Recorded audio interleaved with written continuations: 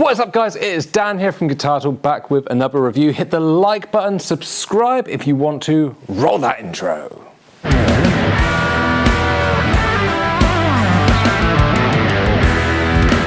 Welcome back, everyone. So today I am here with the latest collaboration between Joe Bonamassa and Epiphone Gibson. It is the Joe Bonamassa 1959 Les Paul Custom.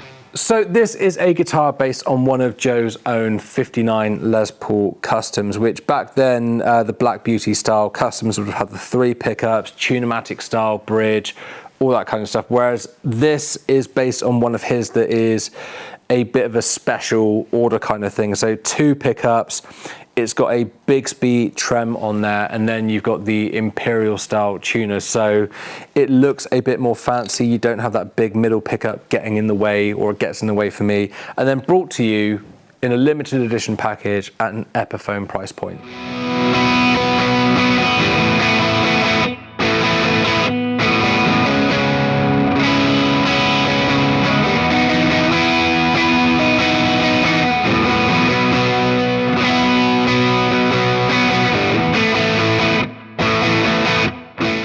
Checking out the specs out of the body, we have got an all mahogany body. There's no maple cap, no maple top or anything like that, just straight up mahogany. 3-way switch, 5-ply aged binding, so it's got that kind of yellowy look to it.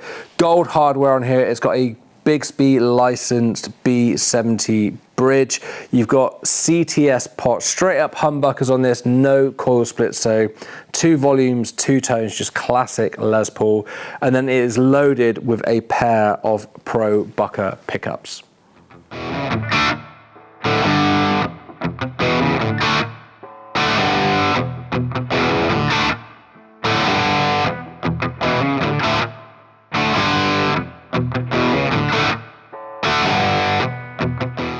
Going over to the neck, we've got a mahogany neck with a bound ebony fretboard, 22 frets on this. It is a 24.75 inch scale. It's got what they call a 59 C-shape profile to the neck. I would say it feels a little bit thinner than, we've obviously had quite a few R9s and stuff in here, and I would say it feels a little bit thinner than that. Kind of sits between an R9 and a 60s profile neck, so it fits really nicely in my hand. Going over to the headstock, we've got what they call a Kalamazoo style headstock, and then we've got the Grover Imperial tuners as well.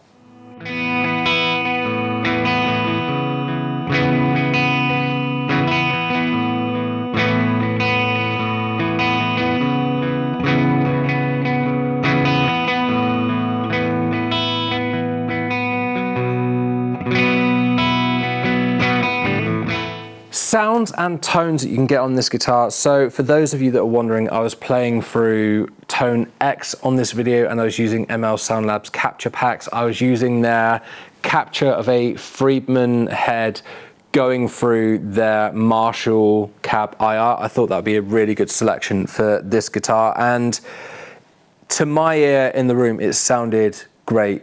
The neck pickup is nice and warm while still having some clarity to it. You head over to the bridge pickup and it's got a nice amount of bite still with like a bit of weight behind it. The in-between sound, which is one of my favorite sounds on a Les Paul, is just nice and chimey, plenty of clarity there. And yeah, straight up humbucker territory, no single coil sound, so just a nice rocky tone. Clean tones are really full sounding. Add a little bit of gain to it, you can get some nice broken up bluesy tones and some nice crunchy tones. Push it a bit more, it does hard rock really well. And then if you want to, it can do metal with no problem.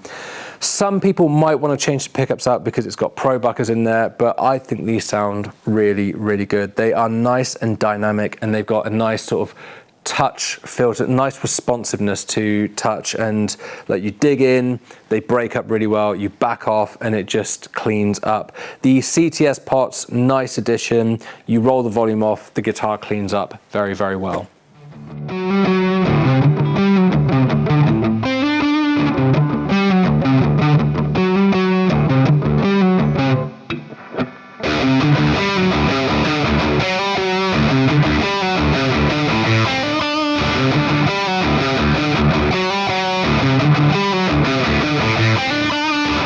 Setup on this out of the box. Now, remember, I only review what comes out of the box. I'm not getting this out of the box and doing a load of work on it and then making it the best it can be before I review it, because that isn't an honest review of what you get when you buy one of these. And it might not all be like this, but the setup on this out of the box is not good, and like not good by far. So I don't have my measuring stuff with me to tell you the exact measurements, but I would say at the 12th fret, the action is probably 3 mil, maybe a little bit more. The nut is not cut very well, so the strings are just getting caught up in the nut. So it is a tuning nightmare. Doing the clips, like the playing clips for this video, was not fun because I had to keep tuning the guitar in between every single take, and even then it was going out of tune while I was playing. So if the clips sound out of tune, it's because they are, and it's not because I haven't stretched the strings in, it's not because I haven't tuned the guitar. I tune this guitar more than I've tuned any guitar in a review video. And then on top of that, because of the height of the action and everything, I've never played a guitar before where you can make it go an entire half step out of tune by just pushing down on the fret. And I'm not like a heavy-handed player, I'm not a light-handed player, but just playing the guitar normally, you can hear it go out of tune to the point that it is nearly a whole half step out of tune. So you've got to be really light fingered when you play it, which when you take this out and gig it, you don't want to be sort of concentrating really hard on not pushing the strings down too much. You just kind of want to be in the moment and putting on a good show. I know that once this has been set up, it will be a great guitar. And I always, like, I get flack in the comments and stuff from people who say like, yeah, but it's an Epiphone, you should expect to have to set it up, you know, you can do all that stuff. But this is nearly £1,000. And at that price point, you are not buying a DIY kit. You're not buying a guitar that you get and it's had half a job done to it. You are buying something that is marketed to you as a finished product, a finished guitar, and especially with like Joe Bonamassa's endorsement behind it, someone who, you know, his name carries weight of being someone who cares about guitar and quality and all that kind of stuff. You are buying a finished product, not a DIY thing that you could take it to a luthier to, if you wanted to, if you didn't know what you were doing, who's gonna either take this nut off and put a new one on, or cut this properly, do a full setup on it with a Bixby and stuff, which Bixby setup with all the nuts, like a quality luthier is going to charge you somewhere between 70 and £100 to do all that work. And you shouldn't be having to pay that on top of £1,000 guitar to get it set up properly. Like, we'll do the work here. We'll GR Tech here, who is an absolute wonder, will get this playing amazingly, but you shouldn't have to do that. At this price point, like if you have a guitar, like you go to a gig and your guitar, like you've arrived with a snapped headstock or someone's stolen the guitar or it's not working and you're like, show's in an hour's time, I need to get something I can play on stage. If you are spending £1,000 on a guitar, or 949 in this case, you should expect to walk into a shop, buy a guitar, tune it up and be able to take it straight on stage, not buy a guitar, tune it up, and then have loads of work done to it. I've played guitars which are less than half the price of this. Like even like Ibanez's, their entry range that's under £200. When I tried them out of the box, were set up and a lot better than this. As I say, I know once this is set up, it's going to play like an absolute dream. You can tell, but you shouldn't have to do that out of the box. Anyway, rant over.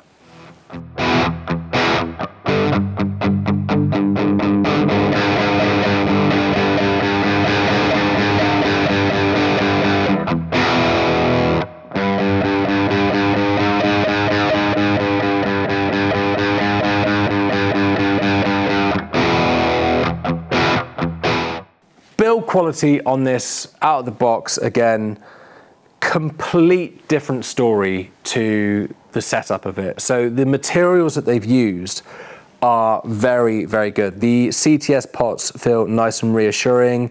They aren't stiff, they're not kind of like loose or anything, they are just great quality pots. The Bixby, again, great quality. The gold hardware and everything looks fantastic. The ends of the frets have been done really well, so there's no sharp fret ends on there. The binding has been applied really nicely. Being a black guitar, like, yeah, it's covered in fingerprints now because it's a black guitar and I've been touching it. There's a few fine scratches and stuff on there, but nothing like completely out of the ordinary for a black guitar. But like generally the build quality of it, you can tell that it's been put together very, very well. There's a few little bits like with where the paint meets the binding and stuff where it's not perfect, but I wouldn't expect it to be, and even on Gibsons, I wouldn't expect it to be these days. Build quality wise, I can't really fault this. It looks and feels absolutely fantastic.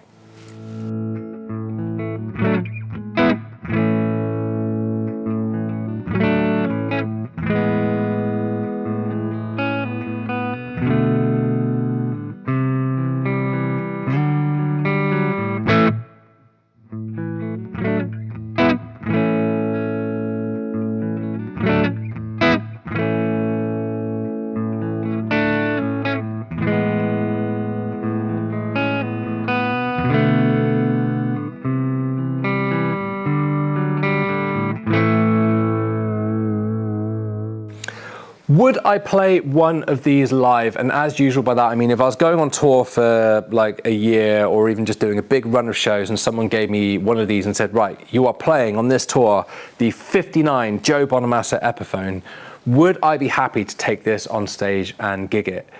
Out of the box, absolutely not. This needs work doing to it before it is ready to go anywhere near a stage. Like you could not play this on stage in the state that it's come in.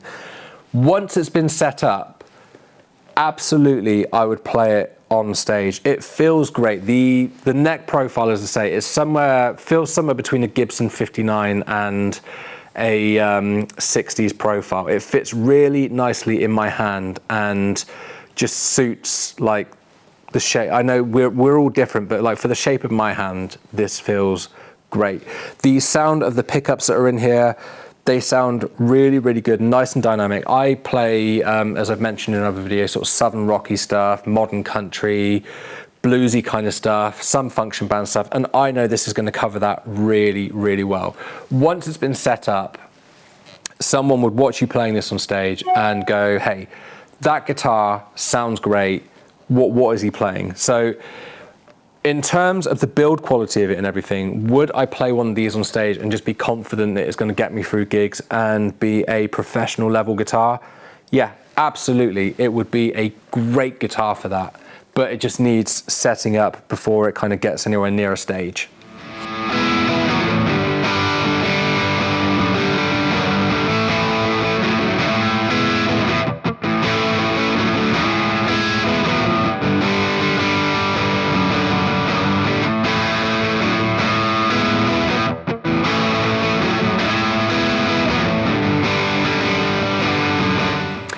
Is there anything that I don't like about the guitar? Is normally a segment that I do on these reviews, and I think we've pretty much covered that. Like, just the setup out of the box is dreadful, but other than that, there's not really anything that I can fault on this guitar or say that like, oh yeah, I'd want to change that, because obviously it's based on one of Joe's guitars, so it is what it is in terms of like the specs and everything. But yeah, it is a really attractive guitar. Maybe the only thing that I would say is the yellowing, the aging that they've done to the binding where it's yellow. Like, it is properly yellow.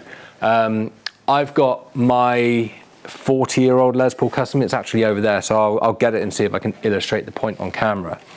So the aged binding on the Epiphone makes the naturally aged binding on my Custom it makes this look pure white, and I know it's not pure white, it's actually quite yellow, but the binding on here is definitely a level above. So maybe all I would say is I would tone down the yellowing on the binding on this a little bit. Other than that, there's nothing that I can really fault in terms of like, is there anything that I don't like?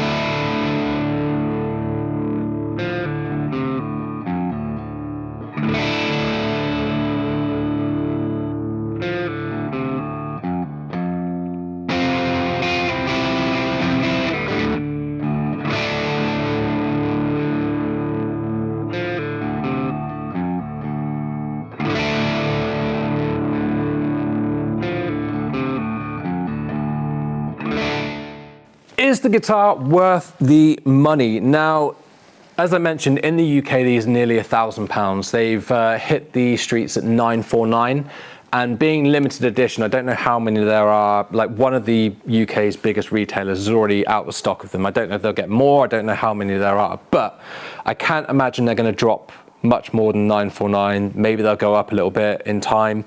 But for 949, if you can find one of these set up, so it comes with a hard case, it comes with a nice little certificate of authenticity with Joe playing his actual Les Paul.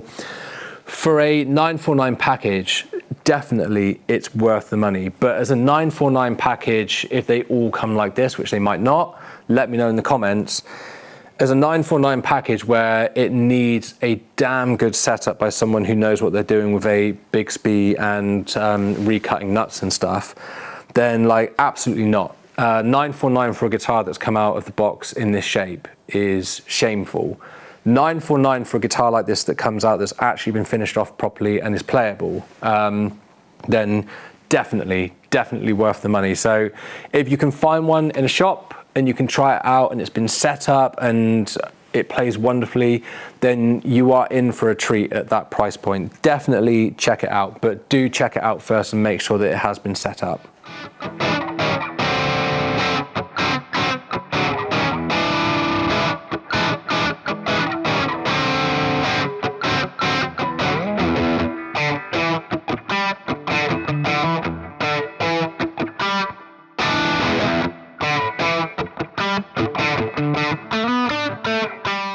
So there we go, the Joe Bonamassa 1959 Les Paul Custom Epiphone. A fantastic looking guitar, a great feeling guitar, and I know once it's been set up, it will be a great playing guitar.